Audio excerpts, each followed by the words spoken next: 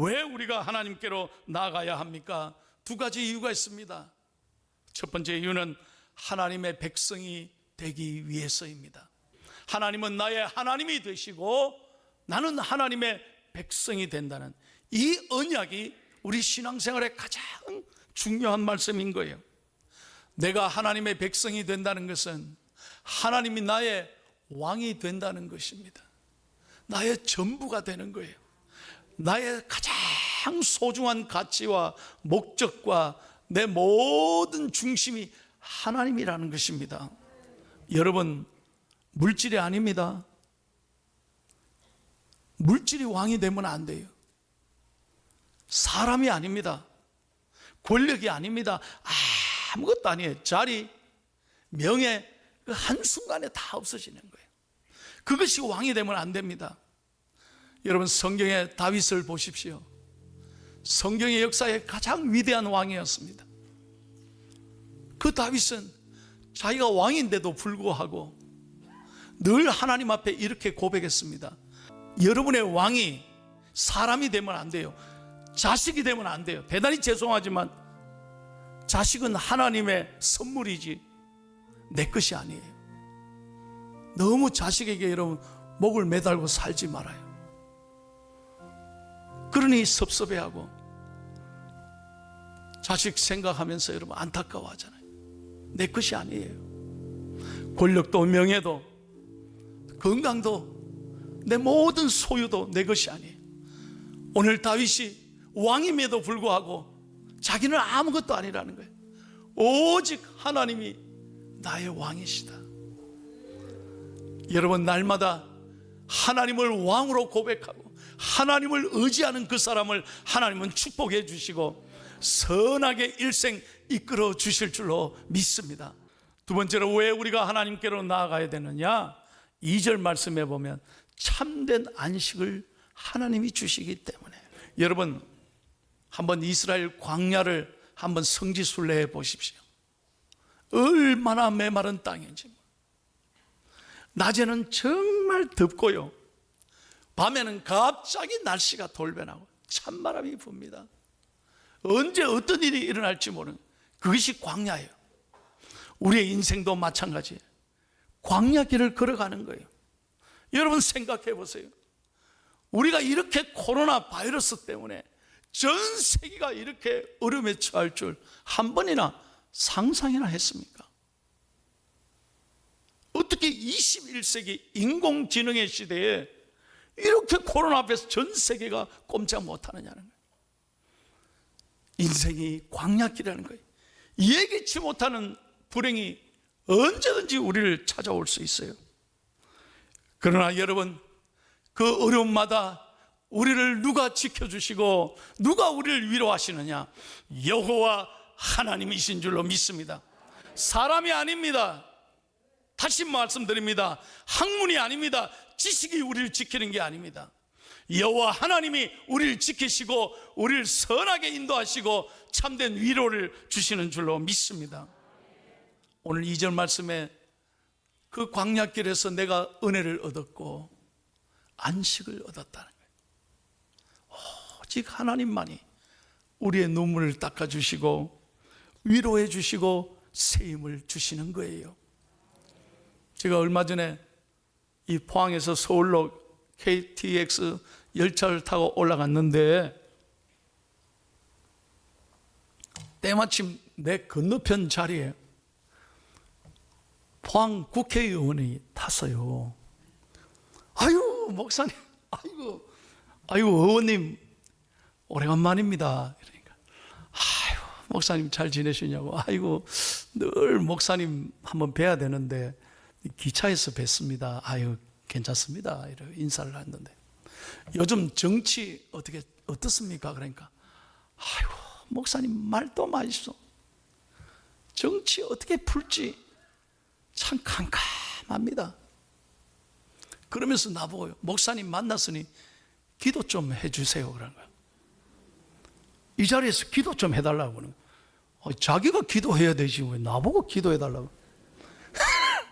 자기가 교회 나와서 예배 드리고 기도해야 되는데 목사님 만났으니 기도 좀 받고 싶다는 거예요.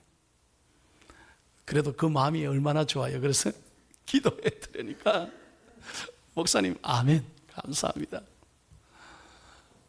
목사님 오늘 만나서 참 기분이 좋습니다. 여러분 정치가들한테 한번 물어보세요. 행복하십니까? 행복은 무슨 행복?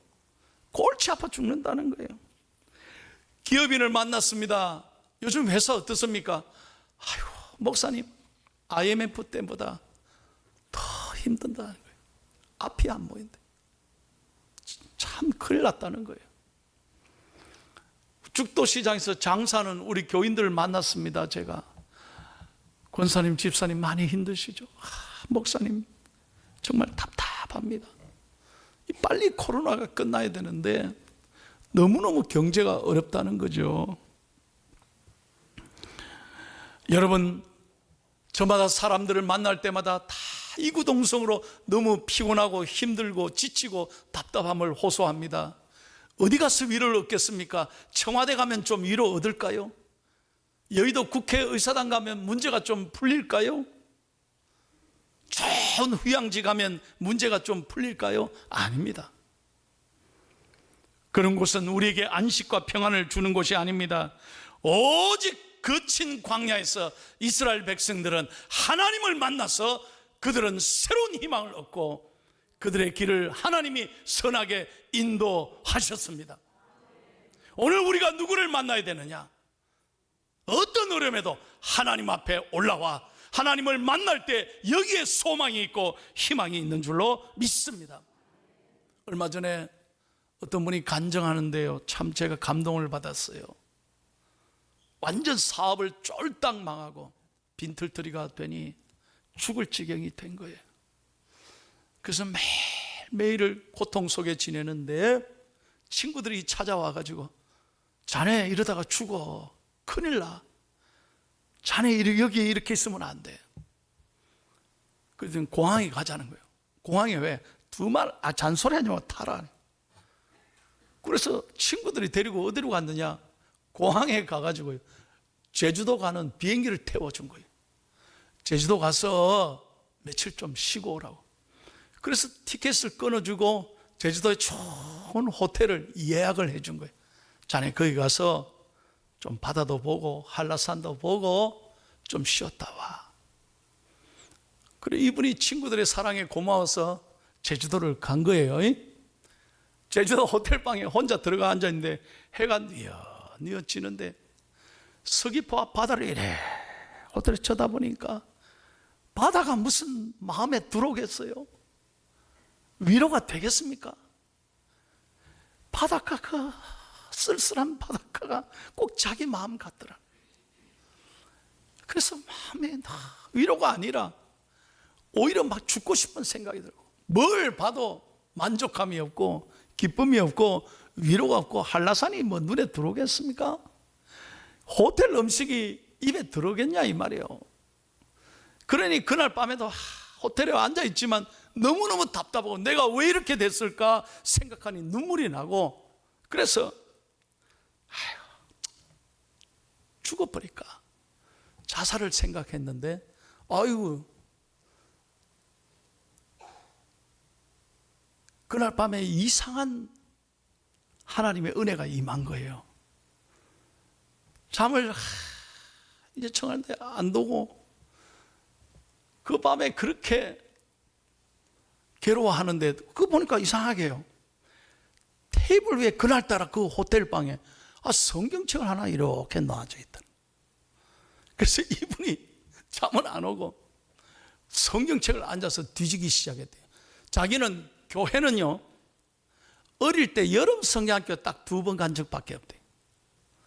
그래서 옛날에 어릴 때 여름 성경학교 다녔던 기억이 나서 성경책을 펼치는데 이렇게 성경책을 뒤지다가 마태복음 11장 28절을 읽게 된 거예요.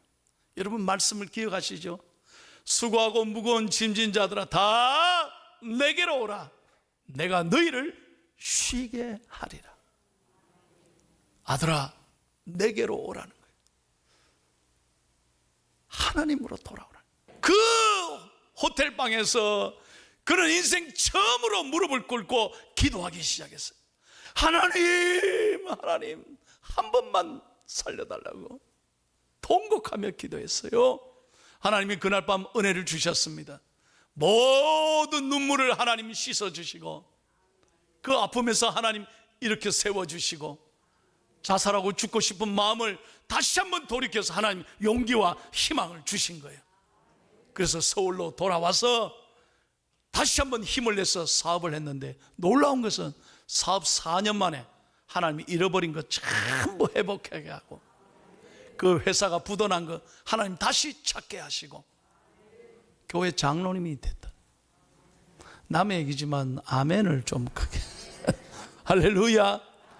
다시 말씀드립니다. 여러분, 이 세상에 어디 가야 위로를 받느냐? 사람이 아닙니다. 휴양지가 아니에요. 세상에 어떤 누구도 위로를 줄 수 없어요. 만족함이 없다는 거예요. 오직 하나님만이 우리의 만족이 되고 기쁨이 되고 위로가 되시는 줄로 믿습니다. 구체적으로 다시 말씀드립니다. 우리가 왜 하나님께 나와야 되느냐? 두 가지 이유 때문에 그래요. 왜 하나님께 나와야 되느냐? 첫째는 하나님께 나오면 하나님이 여러분을 인도하신다는 거예요. 여러분, 이스라엘 백성들이 타락하고 실패하고 하나님 앞에 죄를 짓고 답답한 적이 많았으나, 하나님은 한 번도 이스라엘 백성을 잊지 아니하시고 선하게 인도해 주신 거예요. 여러분, 여행을 해보시죠. 여행하면 가이드를 잘 만나야 돼요. 여러분, 좋은 가이드를 만나면 여행이 전체가 행복하고 즐거워요. 근데 가이드 잘못 만나보세요. 여행이 엉망이 되고요, 불쾌해요. 좋은 가이드를 만나면요, 다시 이분과 여행하고 싶다고 그렇게 우리는 요청하잖아요. 우리 인생도 마찬가지. 관광도 가이드가 중요한데, 여러분, 한 번도 살아보지 못한 길을 우리가 살아가는데 여러분의 인생을 누구와 의논하십니까? 바로 우리 인생의 가이드가 되시는 성령님, 우리 예수님과 함께 걸어가야 할 줄로 믿습니다. 제가 한 가지, 여러분, 갑자기 설교를 준비하다 그런 생각이 들었어요. 옛날에 이렇게 도화지에다가 이 원을 그리지 않아요? 원을 그리지 않아요? 내가 아무리 원을 잘 그리려도 이거 잘 안 돼요. 이상하게 원이 안 돼. 그러면 어떻게 합니까? 옛날에 어릴 때는 실에다가 연필을 묶어요. 안 해봤는겨? 그래, 실을 딱 놓고 연필을 딱 실에 묶어 놓고 이래 그리면 비교적 원이 잘 그려지잖아요. 그러다가 학교에 가니까 세상에 콤파스라는 게 나왔네. 콤파스에 연필을 딱 끼고 돌리니까 뺑그르르 돌리면 얼마나 원이 잘 그려지는지 몰라요. 제가 이걸 보고 깨달았어요. 여러분, 무슨 말입니까? 내 인생을 어느 초점에 맞추느냐에 따라서 내 인생이 달라진다는 거예요. 예수 그리스도가 나의 인도자가 되시고 나의 가이드가 되시면 내 인생을 선하게 이끌어 주실 줄로 믿습니다. 여러분의 인생의 가이드, 여러분의 인생의 멘토를 잘 만나야 돼요. 그분이 바로 우리 예수님이시라는 거예요. 왜? 그분은 나를 지으시고 나를 만드시고 내 삶을 너무나 잘 아시는 나의 선한 주님이시기 때문인 거예요.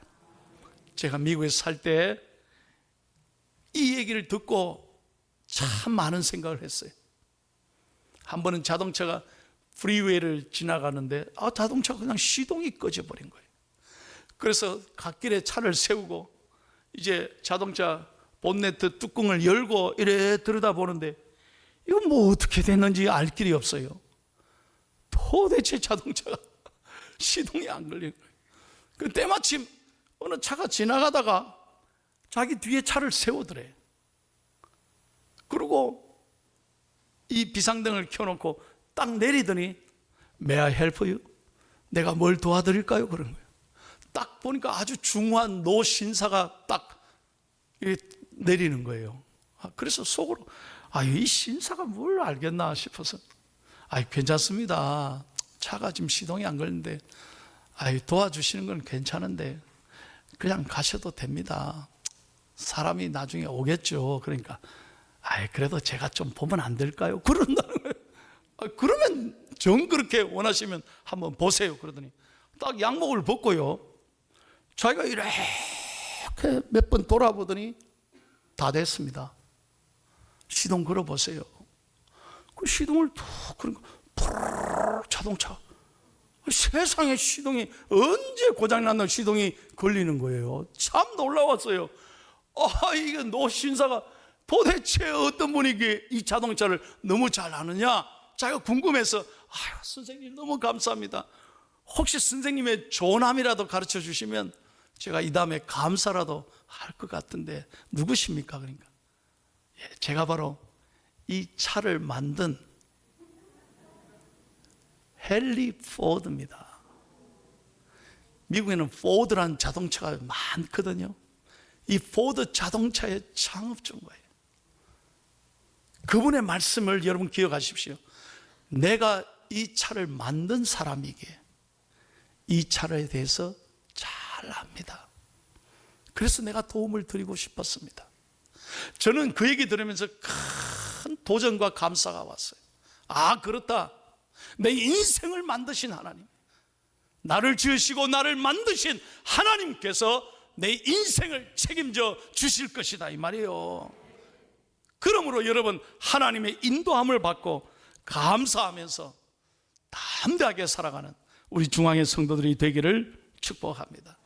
여러분, 지금은 고통스럽고 눈물이 나고 너무 답답하지만 우리 하나님은 반드시 춤추게 하시는 하나님인 줄로 믿습니다.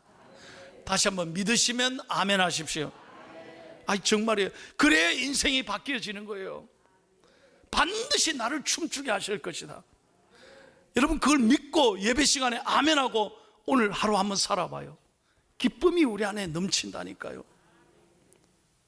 여러분, 성경의 욥이라는 인물에 대해서 잘 아시죠?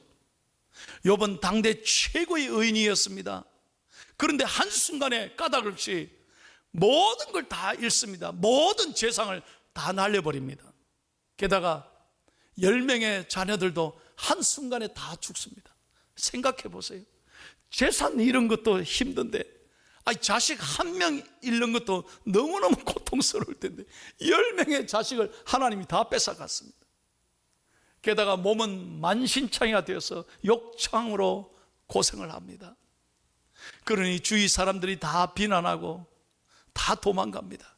믿었던 친구들이 다 거절하고 돌았습니다. 심지어는 아내마저도 하나님 저주하고 도망가라고. 그리고 아내는 떠나버립니다. 그러나 여러분, 욥이 어떻게 했습니까? 욥이 하나님 앞에 좌절했습니까? 하나님 앞에 원망했습니까? 하나님 도대체 왜 이러십니까? 하나님 앞에 따진 적이 있습니까? 아닙니다. 내가 원래 빈손으로 왔다는 거예요. 알몸으로 왔다는 거예요. 그러므로 나도 알몸으로 가는 건 마땅하다는 거예요. 모든 주신 분이 하나님이신데 그분이 거두어 가시는데 내가 어찌 원망하고 불평하겠느냐는 말씀이에요. 굉장히 중요한 말씀이에요. 원래 우리 게 아니에요. 여러분 잘 아셔야 돼요. 우리는 빈손으로 온 거예요. 여러분 가실 때도 대단히 죄송합니다만 빈손으로 가는 거예요. 우리가 입는 마지막 옷을 수의라고 합니다.